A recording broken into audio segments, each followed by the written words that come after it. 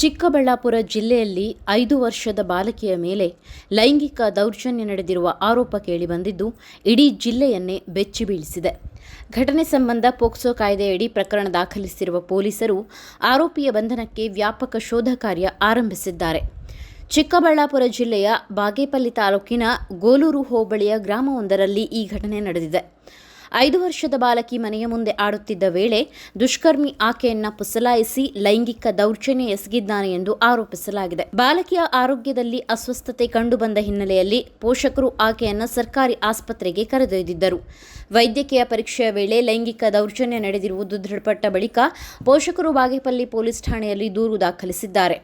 ದೂರಿನ ಆಧಾರದಲ್ಲಿ ಪೊಲೀಸರು ಪೋಕ್ಸೋ ಕಾಯ್ದೆಯಡಿ ಪ್ರಕರಣ ದಾಖಲಿಸಿಕೊಂಡಿದ್ದು, ಪರಾರಿಯಾಗಿರುವ ಆರೋಪಿಯ ಪತ್ತೆಗಾಗಿ ತನಿಖೆ ಹಾಗೂ ಶೋಧ ಕಾರ್ಯವನ್ನು ತೀವ್ರಗೊಳಿಸಿದ್ದಾರೆ. ಘಟನೆಯ ಮಾಹಿತಿ ತಿಳಿಯುತ್ತಿದ್ದಂತೆ ತಾಲೂಕು ಆರೋಗ್ಯಾಧಿಕಾರಿ ಡಾಕ್ಟರ್ ಸಿಎನ್ ಸತ್ಯನಾರಾಯಣ ರೆಡ್ಡಿ, ಕರ್ನಾಟಕ ರಾಜ್ಯ ಮಕ್ಕಳ ಹಕ್ಕುಗಳ ರಕ್ಷಣಾ ಆಯೋಗದ ಸದಸ್ಯ ಎಜಿ ಸುಧಾಕರ್ ಹಾಗೂ ಪೊಲೀಸ್ ಇನ್ಸ್ಪೆಕ್ಟರ್ ಅಜಯ್ ಸಾರಥಿ ಆಸ್ಪತ್ರೆಗೆ ಭೇಟಿ ನೀಡಿ ಬಾಲಕಿಯ ಆರೋಗ್ಯ ವಿಚಾರಿಸಿದ್ದಾರೆ. ಸಂತ್ರಸ್ತೆಗೆ ಅಗತ್ಯ ವೈದ್ಯಕೀಯ ಚಿಕಿತ್ಸೆ ಹಾಗೂ ನೆರವು ಒದಗಿಸಲಾಗುತ್ತಿದ್ದು, ಪ್ರಕರಣದ ಕುರಿತು ಪೊಲೀಸರು ಹೆಚ್ಚಿನ ತನಿಖೆ ಮುಂದುವರೆಸಿದ್ದಾರೆ.